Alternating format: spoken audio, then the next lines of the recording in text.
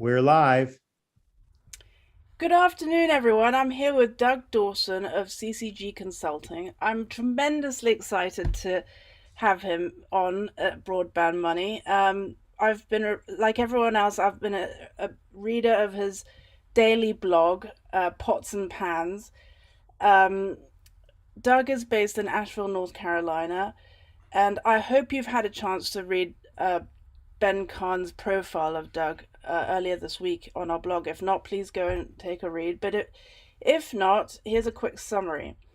These days, Doug calls himself a broadband consultant, but prior to the past couple of years, he's called himself a broadband missionary. As someone spreading the gospel of the need for connectivity across the country, especially in rural areas. And Doug, I don't know if people can type in the interactive part, but I wonder if anyone can guess what Doug trained as when he first started out in life. I can't see live typing, but he trained as a vet, believe it or not, or we might explore that a bit more during our conversation. Then he got a degree in accounting from the University of Maryland. And it seems to us all that Doug's done everything in the telecom industry, from installing radios on towers on Navy ships to working on telephone switches for lit industries, and he's learned everything on the job. And he's also worked with JSI and Southwestern Bell. Um, Again, you can read the rest about Doug in Ben's story. I mean, he's done so many cool things. Um, but so, Doug, when did you actually found? What was the year when CCG Consulting was founded? 25 years ago this month. This is our Wow. 25th anniversary. Yep. So Okay, 25th anniversary, and the company offers. Why don't you tell everyone what do you do? we're full service. Write business plans, help people raise money. We do engineering. We do full turnkey regulatory compliance. We do project management. We really specialized from day one, and we help you launch a new ISP from scratch, a new market, or a new product, and that's still an awful lot of what we do. So we're very good at that whole process of, actually implementing something new in your business. And so, so that's where we focus. And that means that we do a little bit of everything, which is really kind of fun. So Well, I could spend hours on here, but we've only got one with you. So, I just want to say that as much as you're known, I think to me, you'll be reading a newspaper article and you'll see, and Doug Dawson from CCG Consulting says, but you also are known for Pots and Pans, where you muse about big and current issues affecting the telecom industry. And for those who haven't been readers, you should subscribe to his blog immediately. And but recent daily columns have broached the subjects of stock buybacks and why the federal government should reconsider funding companies that engage in the practice. And that was really well. I didn't really think about that before. Um, how local governments should choose ISP partners, and new ways that we should define broadband and why that matters. I really love reading Doug's columns because they're really engaging and they're very informative.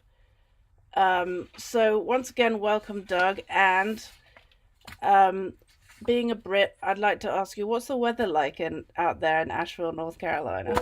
today it's 77 degrees. And when we're finished here, I'm going to a concert and go and dancing tonight. So it's time to Cool. get back outside.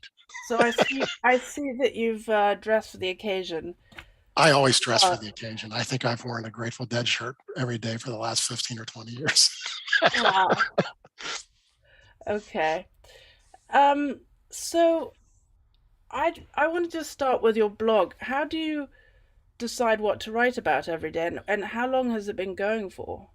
I think I'm in my 8th year and it's every day. And so, I mean, I sometimes skip holidays, but um, I started out because I was just chatting with my wife, who's also in CCG, and said, I'm having trouble keeping up with all the current events. And this was 8 years ago. And today it's even worse, right?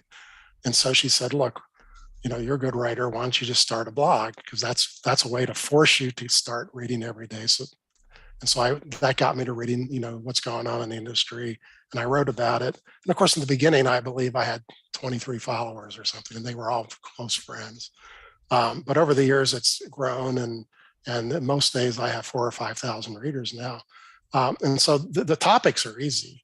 Um, there's so much going on in the industry that I'm really only writing for two purposes. One is I have a pile of clients, so I write things that I think they will find to be of interest. And then some of the blogs, they all wonder why I wrote them. I write them for myself. I use my blog sometimes as a memory. It's like, I Right. don't want to forget about this, and I just Yeah. write a blog about it. Yeah. But it's things that are very specific to broadband, cable companies, telephone companies, fiber overbuilders. It's topics related to them almost every day, and there's no end to those topics. So Okay. What kind of responses have you had to it? I mean, have you had some angry responses or have you had praise? only once did it get really angry. I wrote a blog that I didn't even think was derogatory in the early days about Starlink, and it got put on Reddit, and I had to delete the blog. I was getting tens of thousands of responses Wow. from angry Elon Musk fans, and who read my headline and didn't even read the blog because I What was wasn't the contributing. headline? I don't remember, but boy, they did not like it, and they just thought that I was saying it would never work, which it's working. If I lived in very rural America, I would be subscribing to it. So I'm not against it at all. Um, but boy, that was the only time I really got a bad negative response. Sometimes it's the opposite. I wrote Right. a blog one time on how gophers and squirrels destroy fiber, and I got so many readers that it was like 40,000 people read that one. I guess people thought that was interesting. So, Yeah, it's always actually a topic of discussion yeah. in the industry. Um, so I was wondering also about your life experience since you've seen the industry like some other people I know in the industry. You've seen the nature of telecom networks really morph over several decades. So I was just wondering, are you surprised at all at where we are at now, or other things that were unexpected? I would say that technology marched forward faster than I ever expected. And I'm a technology guy. If you go back to 1995 when we're all using AOL dial-up, to think that 30 years later we'd be talking about 5 and 10 gigabit networks for people's houses, you would have never convinced me of that then. I don't think you would have convinced anybody of it. We have you're probably not old enough to remember, but around that time, AT&T had this. I picture the vision set of commercials where they talked about people having video conferences like this and all sorts of things like that, and they all came to be true. It was actually a pretty interesting set of commercials, but the technology advanced so quickly.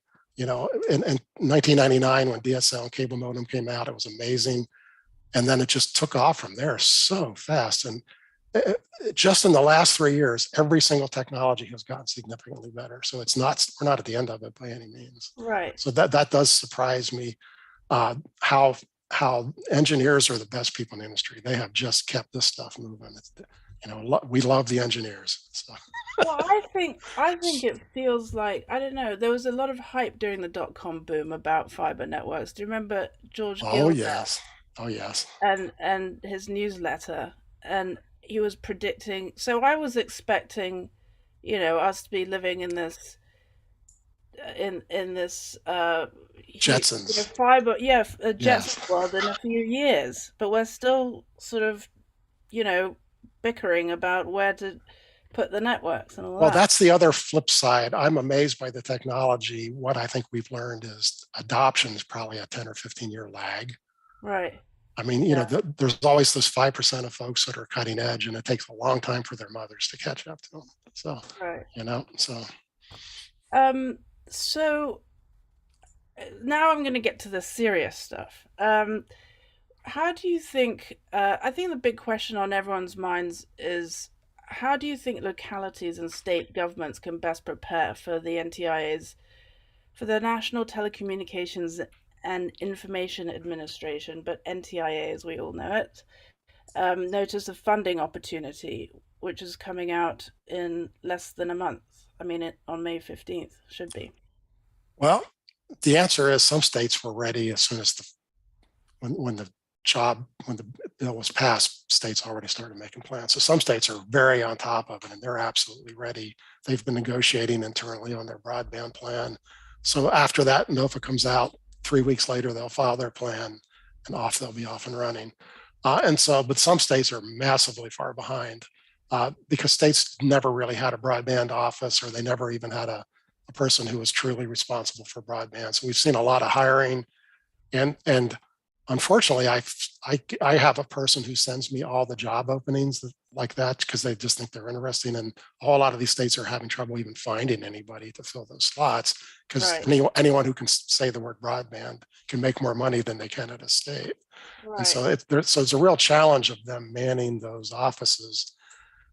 Then we have a pile of states who have a problem because they have an existing set of state laws that don't match up with this new act, and so the state legislatures are going to have to change laws. It's just in a simple example. There's probably 10 or 12 states that have an absolute outright ban on municipal broadband, and that doesn't match up with these rules. So for them to Right. take this money, they have to make an exception to that rule at least once for this money. And I think there's some states who may not do that. There may be a few So states who don't take the one money. Yeah. one thing local people could do, that I mean local administrators could do then, would be, if they want better broadband, they could rally their people, their populations, and make them aware of what's coming down, and try to call their state legislators and Oh, change. and that's been happening, believe me. Right. Everybody knows it. Well, not everybody knows about this. There's still counties I get to who don't even know there's money coming, right? Right. But in most states, there's enough activist governments who have just been pounding state legislators and everyone to be ready for this. So, Right. just as a simple example, I was working in Michigan, and they didn't really have the folks in place to do this, and they were just inundated with folks going, "You got to get ready, you got to get ready." So, like a month and a half ago, they finally did pass the law to enable the state broadband office. So, and that all came from the bottom up. Right. Bottom up pressure always is how laws get passed. And so, Right. but not all the states are ready for it. There's some states that haven't made that transition yet. So, Yeah. and they're going to fall behind because the process is NOFA comes out, states file their plan, NTIA approves their plan, and there's a whole nother round of it. And then there's challenges, and they're not going to be able to review them all at once anyhow. But the 50th state to get their plan filed is going to be way behind everybody else. So there's going to be some states that are just going to be falling behind here, and I don't know what they're going to do. I mean, Well, to be clear, yeah, sorry, I was just got told, I was one day off. The NOFA is going to come out on May 16th, on a yes, Monday, that's next correct.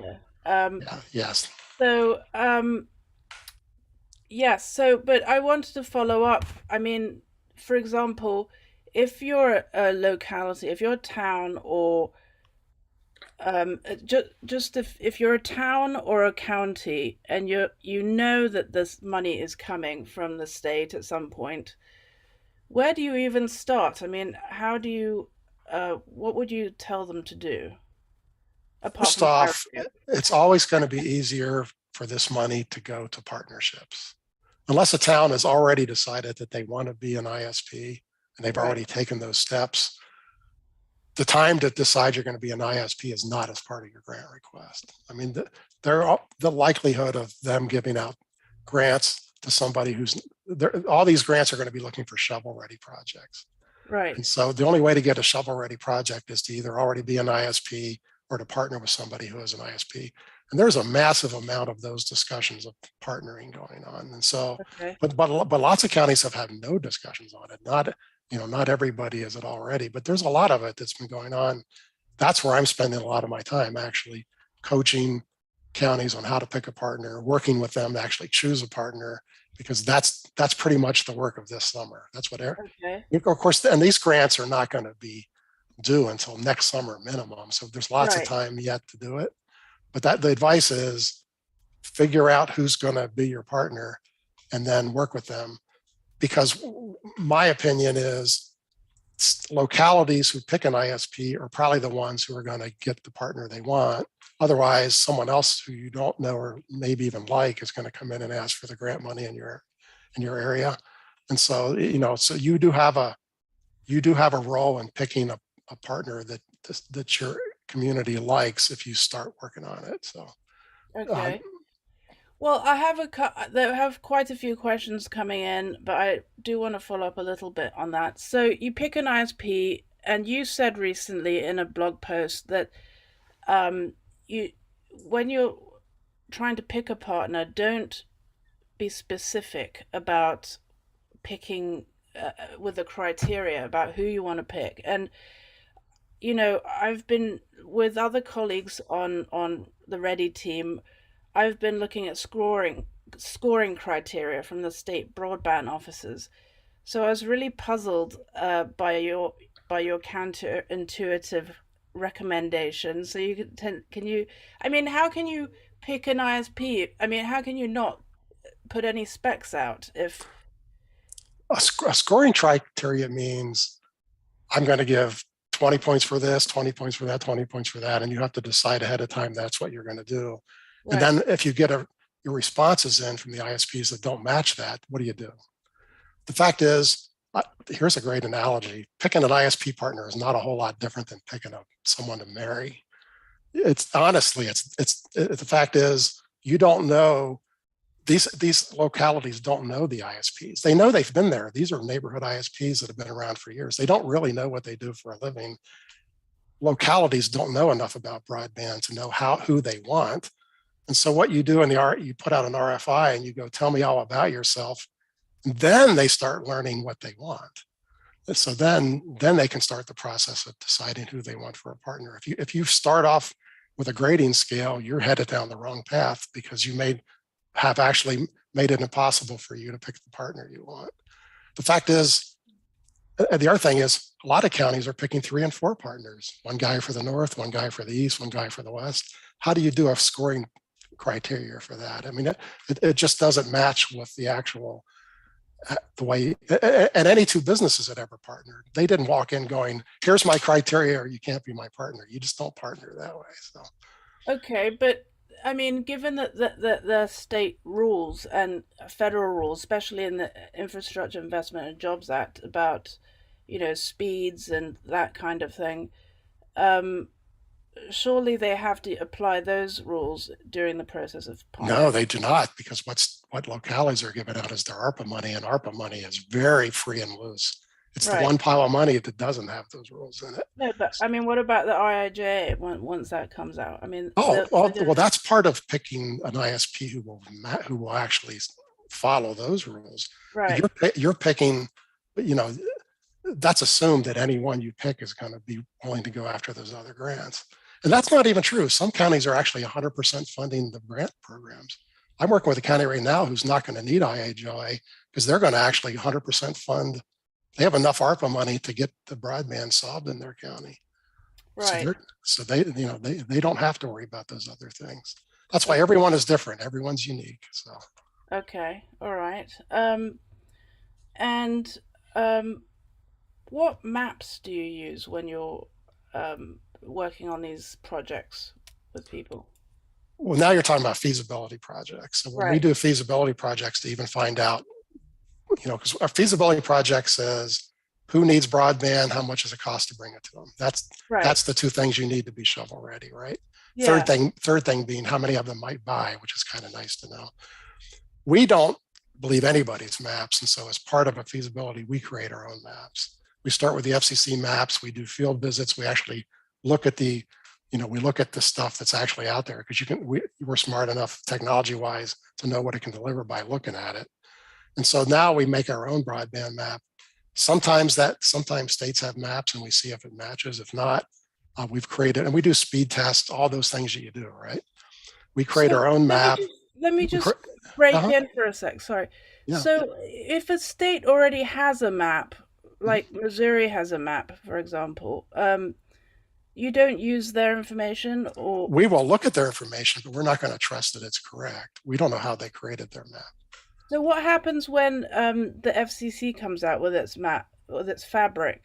What we are giving a community is the facts they need if there's a challenge process, so that they can maybe try to get those maps changed. I see. Okay. Because local people know where the broadband is. They know the street the cable company stops. They know all that stuff. They know that here's a pocket where nothing works, and those state maps and the FCC maps do not have those nuances in them. Okay. So we're hoping there's a good challenge process where you can get your own map information accepted. There, one Right. of the four steps in the BEAD grants is that challenge process. Right. Right. Which everyone is worried about. Everyone is very worried about. That's because we Um, don't know how it works. That's why they're worried about it. yeah. Yeah. I thought that the NTIA could ultimately quash the challenges, but I'm not sure. I have to double check They on that. can they can override any challenge. They could also promote challenges. The NTIA can also override state maps if they want. They are sort of the king of the hill here. I don't know how activist they're going to be, but if there's very egregious things going on, they could step in. I don't know if they're going to do that or not. Yeah. Yeah. So Jace, I'm going to ask a few questions from the audience. I'll start with Jace Wilson, our founder, co-founder with Mike Falloon. But he asks, today, Doug Dawson, you posted about monopoly ISP stock buybacks paid for in part by the American public through prior public broadband funding programs. At Broadband.money, our job is to help local partnerships, communities, and providers get their share, as historically the national spent grant proceeds on bonuses, buybacks, and bullshit. Wrong bees, not broadband. What are your thoughts on local partnerships? Do you have any advice for local providers teaming up with communities to ensure the historic misallocation by nationals doesn't happen again? Well, I think we kind of addressed some of that, but I found your post on stock buybacks really fascinating. Do you want to just quickly? Well, and that's just one little aspect of it. It's a Yeah. much more complex question. But my question I posed was, Charter's been buying back $10 and $12 million of their stock every year. Do they really need a subsidy to do broadband? I mean, that's my simple Yeah. question, right? I mean, it's like, do they really need federal money when they're using that much money just to buy their stock back? And so now, legally, I can't imagine there's any way you could stop them from getting these as long as they qualify. But it's just, and really that comes back to answer your question: is should a local community partner with those big guys? Do you really trust them? Some communities already are. There's already been partnerships announced with CenturyLink, with Windstream, with Charter, with Consolidated. So some companies are looking at their choices and they've already decided that they're going to partnership, and that's fine. I mean, partner with who Yeah. you want a partnership with. But here's where I'm a little bit of a pessimist. I believe the state of rural broadband is the way it is because those big companies are the ones that put us there. They stopped taking care of copper networks in the 80s, and they're the ones who are the reason that, because if you look at the little independent telephone companies, they didn't let their networks fall apart. And so Yeah. those areas are fine today, and the big companies did. Do you really want to give them all this money to start the cycle over again? I personally am not a big fan of partnering with the big companies. But I'm Yeah. not going to fault somebody who does. But I say go in it with your eyes wide open. So Right. Well, the basic point that you made for those who haven't read your column was, I mean, you kind of stated it, but to make it more explicit, I mean, the large companies you were pointing out that were buying back their stocks and trying to push up their shareholder value and giving people, their shareholders, more money at the same time, so they could have used that money to deploy to build the networks. right. Instead, they're going to apply for grants from the taxpayers. So they're basically making themselves richer and asking for more money to Somebody build out. commented. Somebody commented on my column and said every time they buy stock back, buybacks, that's essentially management giving themselves a raise. That's what they're doing, right? Right. Versus investing in new networks that would make their stockholders more money over the next 20 years. I mean, it's not necessarily a good long-term investment for their stockholders either, but that's what they're doing. And it's not just broadband companies, all the giant corporations are buying their stock back. So Yeah, but they're not all getting grants, are they? Well, not all of them, I Well, don't we think. don't want to, they might be, we don't know. Oil companies Right, and all get that's a lot true. of subsidies. That is true. True. Yeah. Very true. Okay, here's another question from Dan Lubar. I'm not sure if I'm pronouncing his name properly. Um, Greetings, Doug. Thanks for giving your time to do this. Hoping that you might share your views and opinions on what, if any, differences might show up from state to state as each state starts to allocate slash distribute these federal fundings within regional, county, or city governments. Should we expect big differences from state to state? Wow, that's about a 7.5 hour answer. So let's cut it down to something a little shorter. First Wait, off, can I just start? states, Dan, you bet. um, Dan, go and read our state pages. They have little outlines of how they do it. Each state has different laws, but in the meantime, Doug, please enlighten us. Yeah. Well, first off, um, you know, NTIA is going to put out a fairly detailed, but still has some room in it for wiggle set of rules. And so states are going to put their own twist on it. And so, and then we have states that just have such giant differences. There's states that don't have a lot of people that are unserved, and there's states where everybody's unserved. So obviously they better take a very different approach to it. Layered on top of that, we have states that have existing laws that don't match up with the NTIA rules, and that's the ones who have a real problem. If you have an outright prohibition against municipal broadband, then the state legislature needs to make an exception to that existing law before you're going to be allowed to take this money, because it just simply doesn't match the NTIA rules. So we're going to see all sorts of, and on top of all that, we have this general issue among a whole lot of people at state levels of they don't like what they call federal mandates. They don't like the federal government telling them what to do. And that's on all topics. It has not just broadband. I mean, Right, remember, there's still 12 states who haven't taken Obamacare funding of billions of dollars. That's a choice the state makes, and they may make the same choice for broadband going, they can't tell us what to do. Well, we won't take their $1 billion. It could very easily happen. So the answer is there's going to be a wide range of responses by the states. States are going to certainly decide how they give the money out, and they do that today. The state broadband grant programs are very different. And so, you know, some state may go, I'm going to do one provider per county. Others may go, I really like big grants. I'm going to give it to the guys who come in and ask for 6 counties. They have a lot of leeway on how they decide to give their grant money out, and so yeah, we'll see drastic differences. And a year and a half from now, will be 2 years from now, as these state grants are starting to be given out, we'll start to see what they are. You'll see a whole lot of blogs from me on that topic. so does that mean I'm going to make a live feature request from Jace and his team at Ready? Can we please program all these differences into the product so that people, uh, ISPs using these products can just go and figure out which areas they can serve automatically. But otherwise, they're going to have a lawyer to sort this all out, right? I That's already true. I mean, anyone who's filed a Reconnect grant knows that you better have somebody who really knows the industry helping you. Some of these grants are so complicated that it's hard to even comply with the grant request. And then Right. then after you get the money, complying with what they actually told you to do is very complicated. So yeah, Right. it's not, grant money is not necessarily easy money. So Right. No, I don't think anyone thought that. well, some So, people do. Some people do, and they're very badly surprised when it's not. Yeah. So, oh, interesting. Okay. Okay, this one is from Butch Brock. He's enjoyed a column from you about private activity bonds. Um, could you explain to our viewers why, when would this is a private activity bonds are a feature from the right. IIJA. Could you tell us what they are and why, when would an entity want to use them?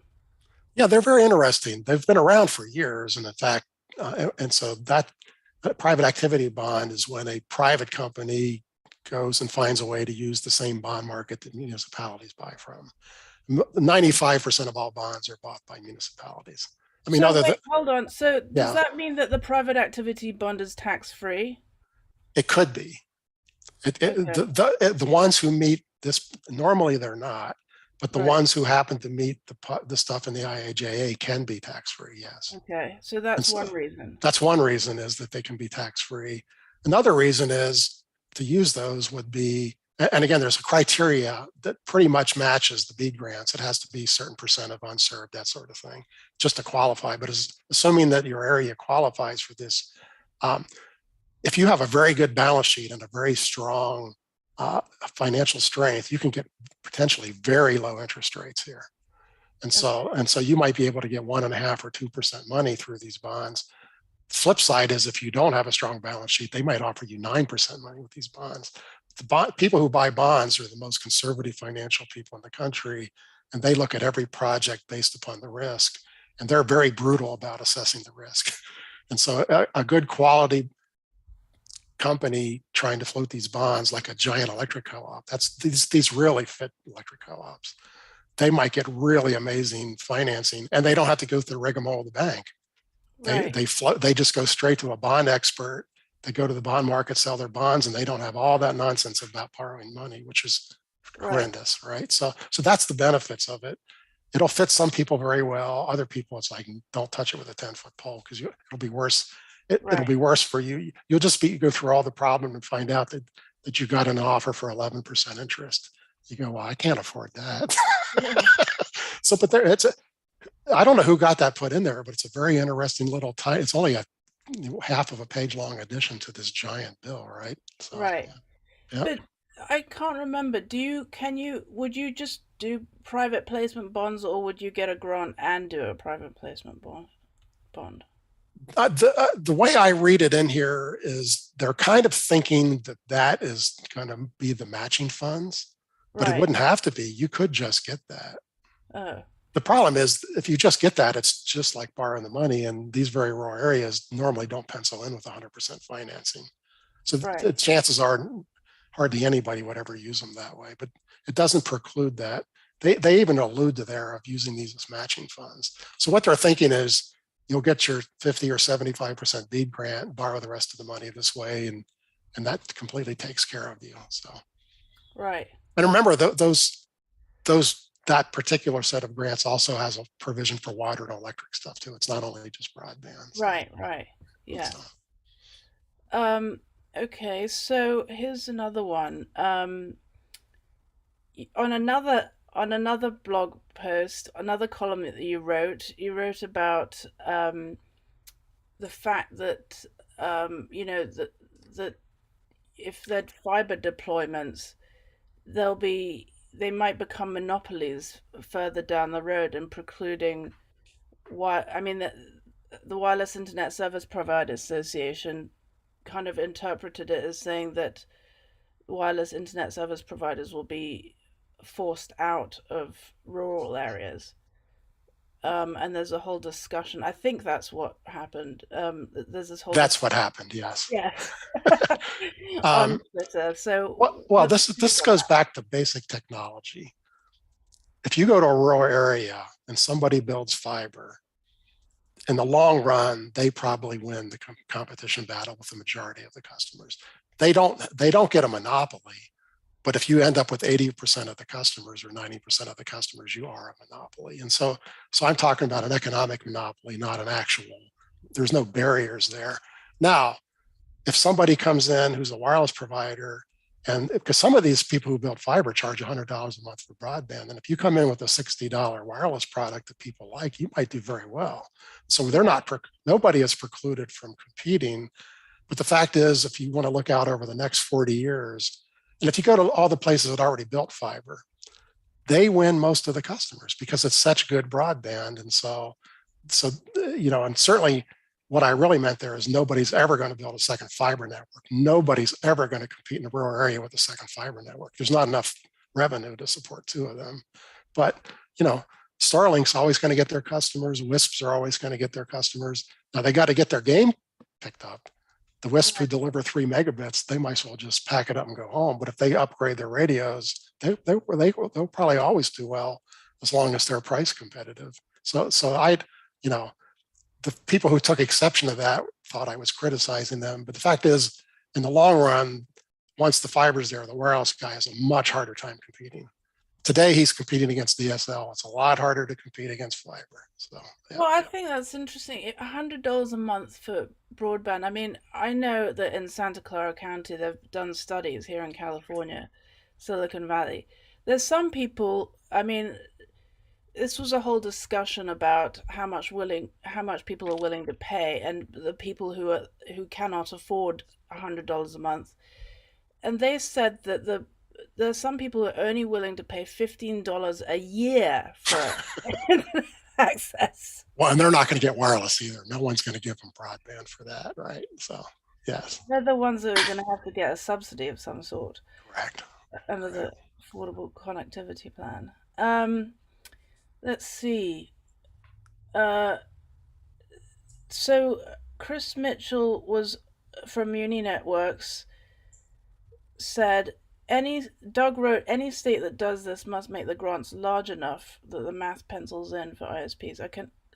That's kind of what we're talking about here in a way. Well, what he's talking about is there are some states considering that anyone who gets a state grant has to have like a 30 or 40 or $50 broadband product. Yeah.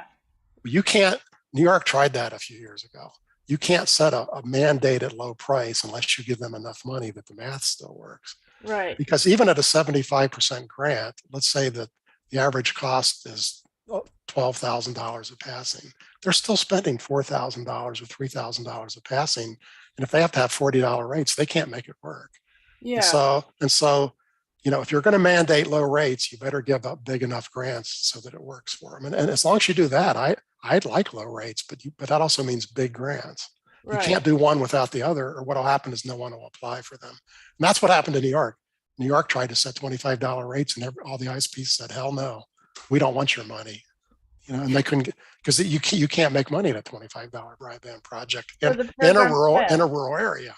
I mean, it didn't work, right? So so it just failed, and that was it. Well, they ended up retracting it because it was a dumb idea. But no, as long as low rates match high funding, then I'm all for it. But you can't, there's people that just go, broadband should be cheap for everybody. Let's just mandate it.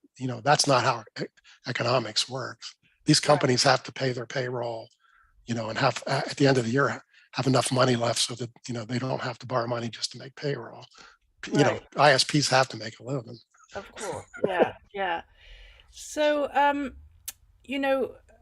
Doug, you said that you were pessimistic about the IJA because there's not enough money. But what about if we could try and make the money go further by requiring higher? There was this discussion. We had Broadband.money and Broadband Breakfast had an event with Alan Davidson, the head of the NTIA, Alan Davidson, last week.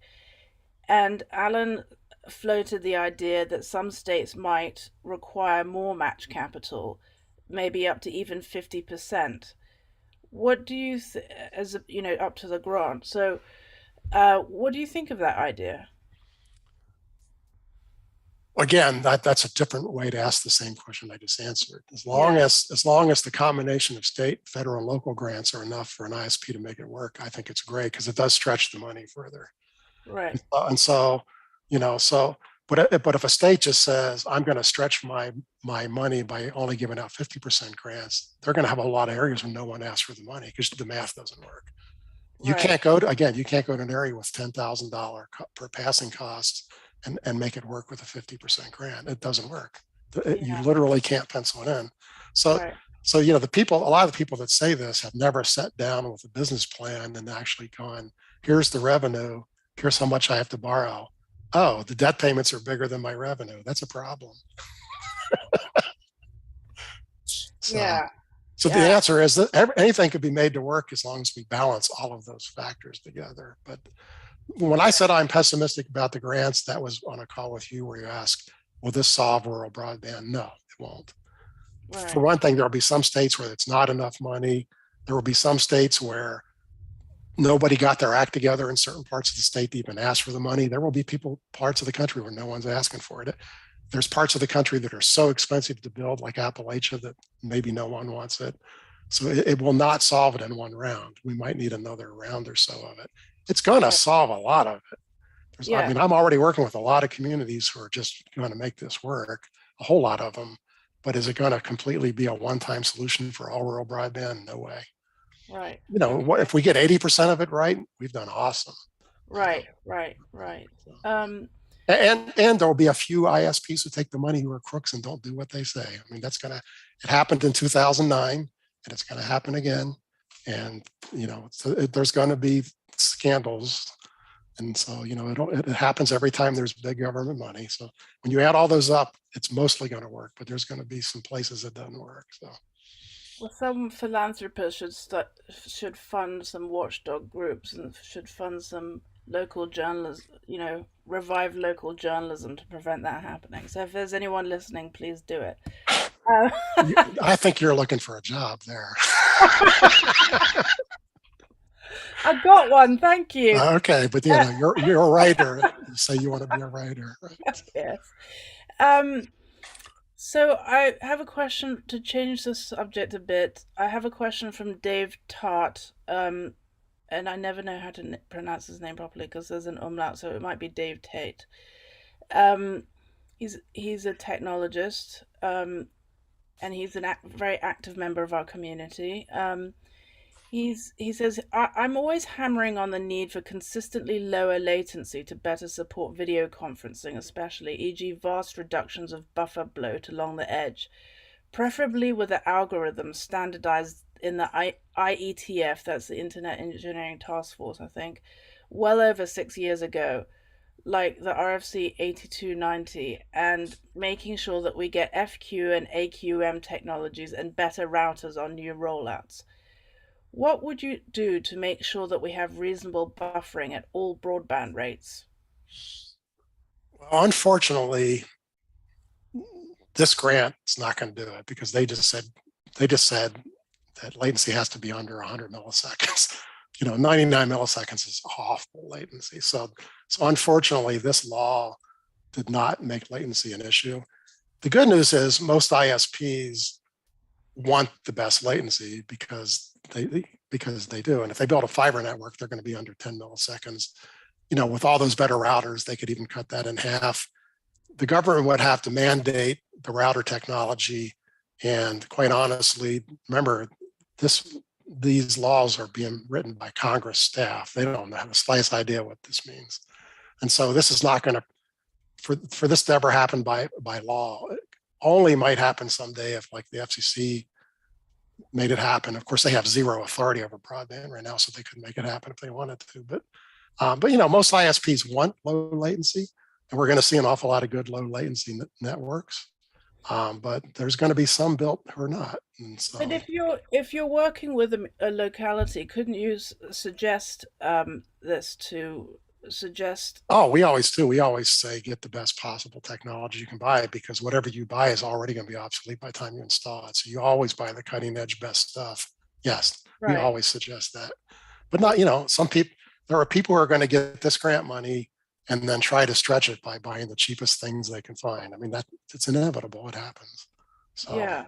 Right. So there will be networks built who are not very good. There will be networks built where they put far too many people in a node and all those kind of issues. And so, yeah. So Ron Suarez has a question, which I'm going to adapt a little bit, but he asks, what's the range of skills that should be possessed by the staff of a state broadband office? I think you could also apply that for, local officials. It's a very interesting question. I have to tell you an anecdote. Okay. It's actually not going to say very nice things about the NTIA, so I hope they're not listening today. In 2009, they had the same problem as now. The big money got handed to them, and then it was a true surprise. At least now they had a wording. And so they actually put a call out to try to find people to review grants because they just couldn't find anybody. And so at the time, I had a guy I knew who was working on a gardening project in my house who used to write code. He was a very good programmer, but he had dropped out because he really liked doing that better. And I said, they'll hire anybody. He goes, no way they will. So he went and applied to be a grant reviewer, and they hired him. They didn't actually, they made him a job offer. The fact is, when there's not enough people to do it, they're going to grab people who don't know what they're doing. The people who should be reviewing these kind of grants should be someone who's been in the industry 20 years and has seen these, who's actually worked and lived at an ISP, because the nuances of running an ISP are not just the technology, they're everything. There's 100 factors into running good ISP. And if you're going to actually judge whether they're going to be good at it, you need to actually understand how these businesses work. That's not who's going to be doing it. They're going to be staffed by one or two good people with brand new off the street new hires who have absolutely no telecom experience. And hopefully, they get enough advice here and there to squeeze by it. There will be some very bad grants given out. Again, that's why we won't get 100% coverage. So, experience is the answer. You have to have been in this industry. So the folks who probably work at your place could do it. Me and my folks could do it. Most consultants and engineers could do it.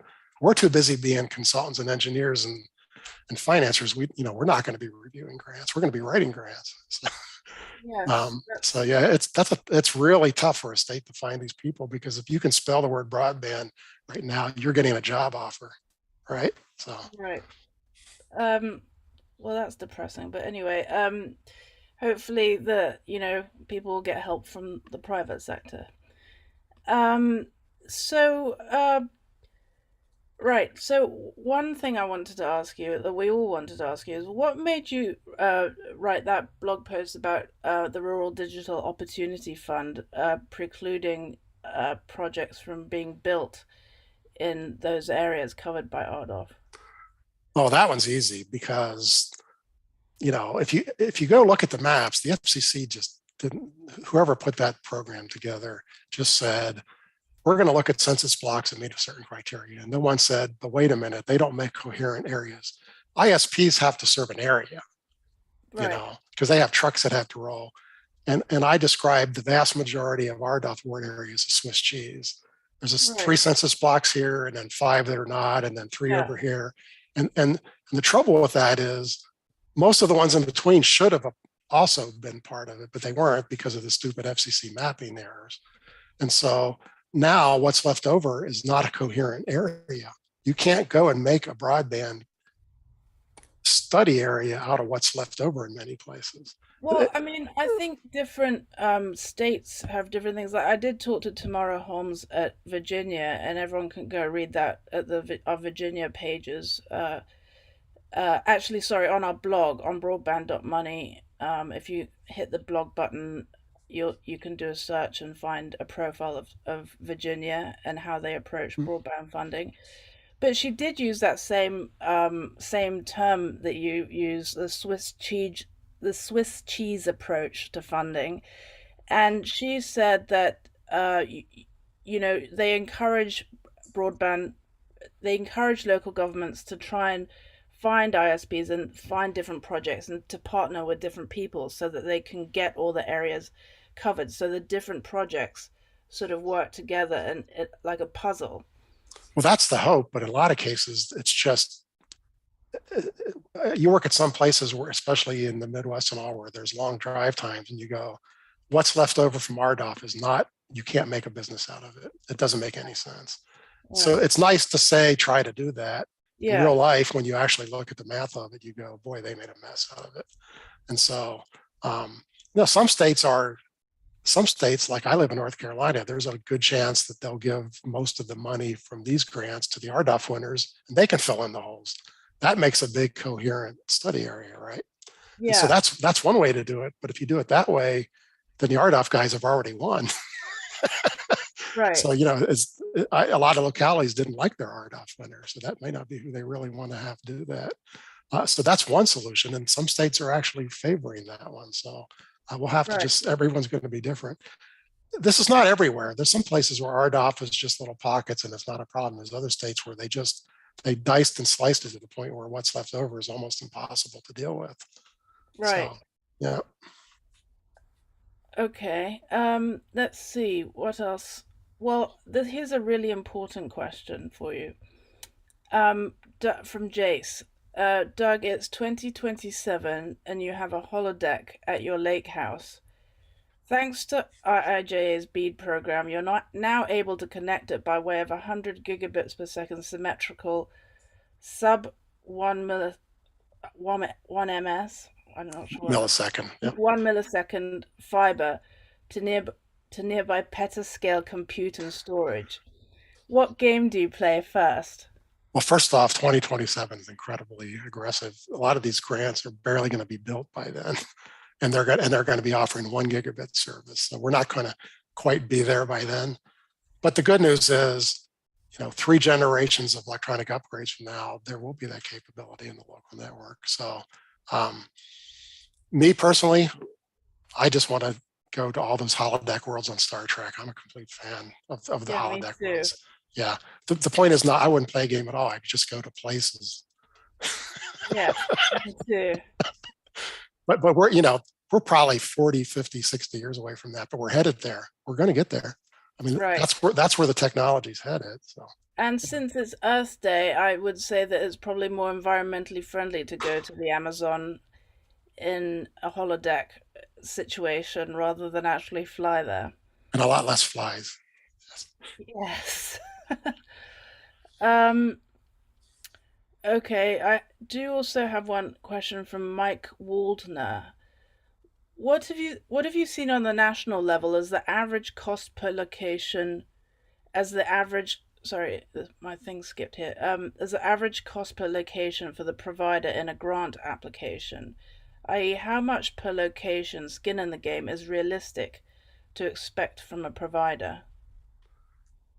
Boy, that's one of the big debates being had at the state level, because some states, and you name Virginia is very progressive, and they're saying, look, we're going to allow layering on federal, state, and local grants, and they can all come together.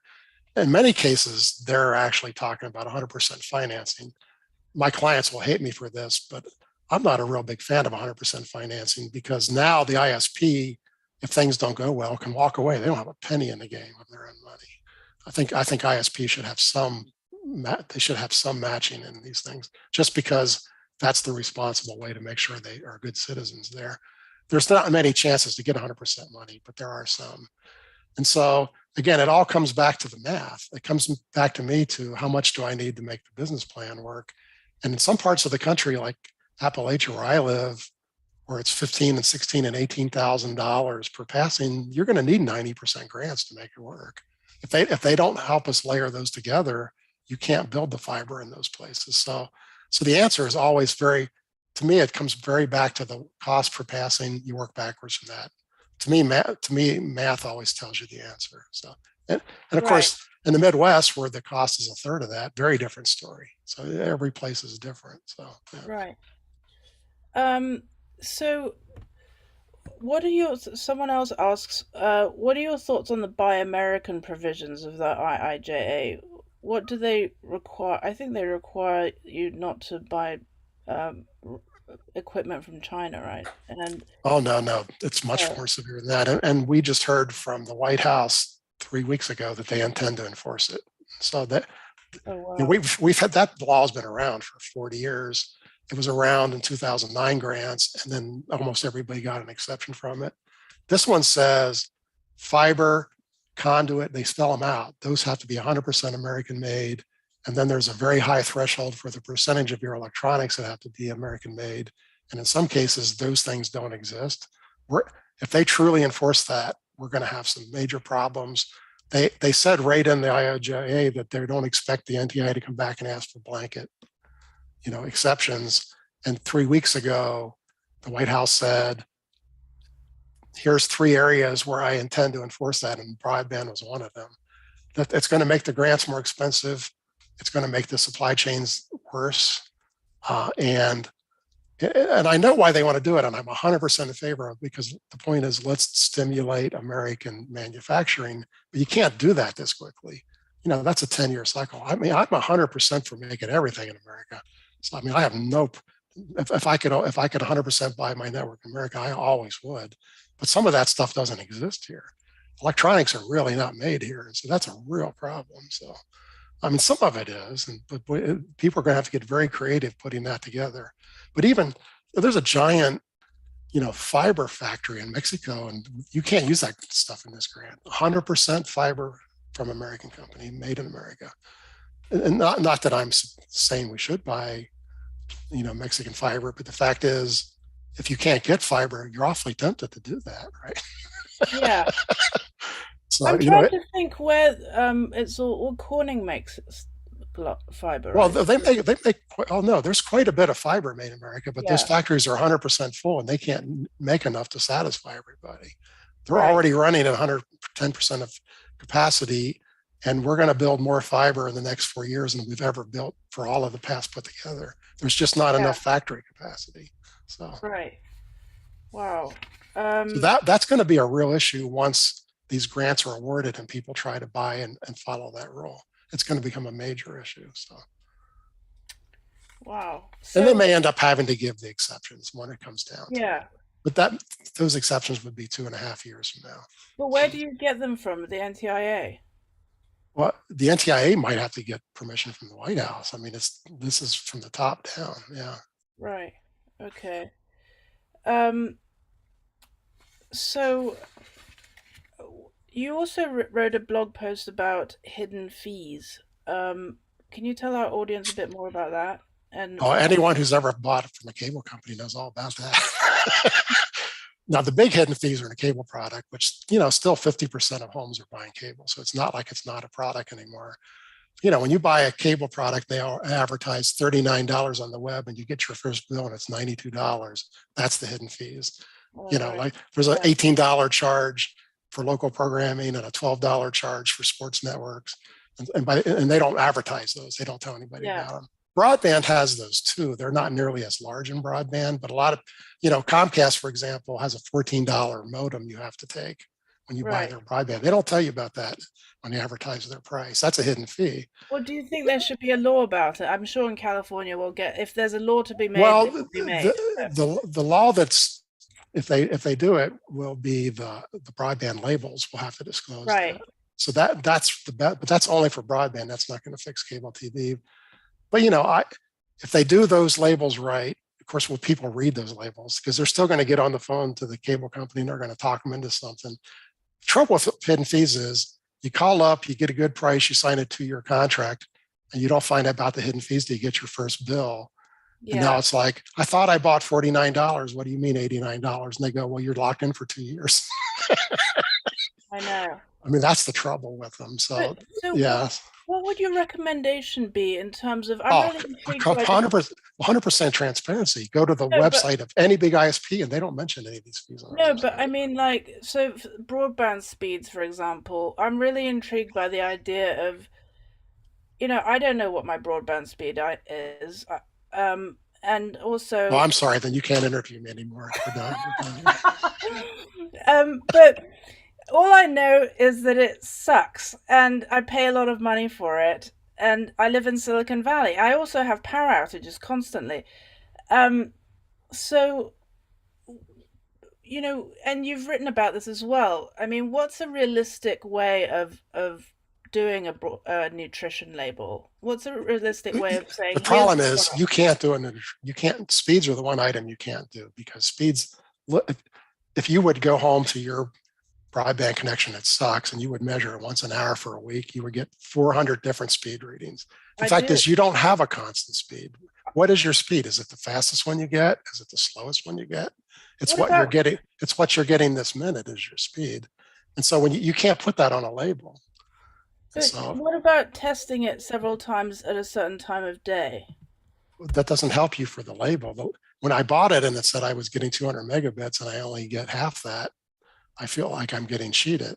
The question is am I happy with the 100 megabits, right? Right. It's when I only get 40 when I need it, and all of a sudden I can't do what I want. Speeds, again, fiber does a way better job than that. You get a 5 or 10% variance, not a 50 or 60% variance. I see. So that's part of the solution. But speeds, this whole idea that we can talk about speeds like they are a meaningful number is just ridiculous. Because you can't. They don't work like that. So Well, just if anyone wants to test their speeds, they can use Wi-Fi.wtf from Ready, um, as well as other things. But my last very important question for you is, what's the concert you're going to tonight? Can you tell us? I don't know. My wife is dragging me there for my birthday. It's some band Oh, from happy birthday. some band from Denver, and they're old guys like me, so I should have fun. I can't remember their name. Yeah. Okay. Well, thank you so much, Doug. We all really appreciate your time. It's been such a pleasure talking to you. Oh, very good. Yes. These are good And questions. Thank you. oh, thanks. And I'm going to ask Drew what I should do now. He's the man behind the magic curtain. Thank you, and we'll see you later. Take care.